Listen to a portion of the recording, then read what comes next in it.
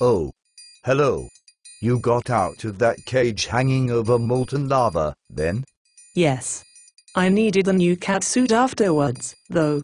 Thank you for not staying to watch. I was thinking about you the other day.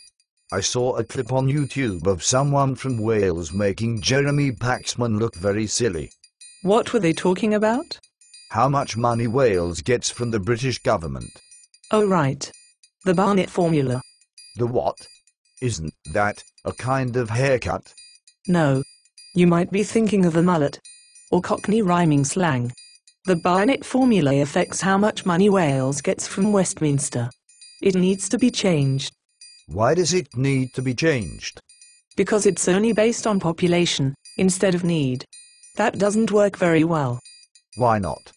In Wales, we have twice as much road per person as you have in England, because we're a very rural country. If you base funding on population, we can only spend half as much per mile on road maintenance. So your roads end up only half as good as roads in England. That explains a lot, to be honest. Yes. But it's not exactly fair.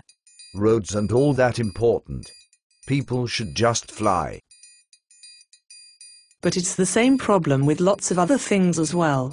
If you use the British government's official measures of need, Wales has a far higher need than Scotland, but the Barnett formula gives more money to Scotland. So you want Scotland's money? Some of it would be nice. And London gets more money per person than Wales, although London is a lot richer than Wales. The whole thing needs to be considered again. But if the Barnett formula was a democratically chosen solution? It wasn't. It was an internal Treasury decision. It has never faced a vote in the House of Commons. But if Mr. Barnett... That's Lord Barnett to you. But if Lord Barnett is sure it's the right solution? Actually, he's sure it's not. He thought it would only last a year or two before being revised. That was in 1979. He thinks it needs to be changed now. Does anyone use need instead of population to decide funding? Yes. England does. England uses need to decide funding in England.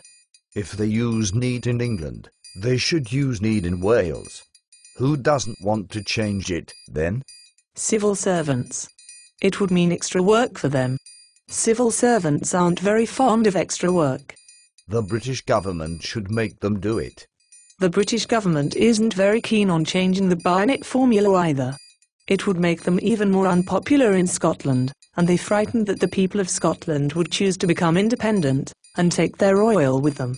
So Wales gets less money than is fair, because the British government is afraid of losing Scotland? Yes. The Welsh Assembly should be screaming blue murder about this. Yes. They set up an independent commission on funding and finance, called the Halton Commission.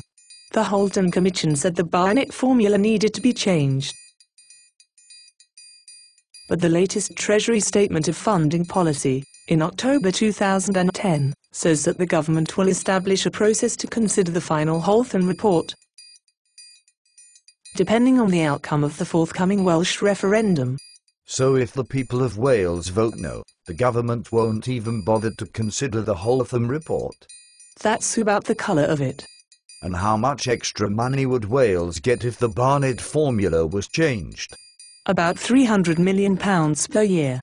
So voting no in the referendum means Wales definitely won't get an extra £300 million per year? That's what it looks like.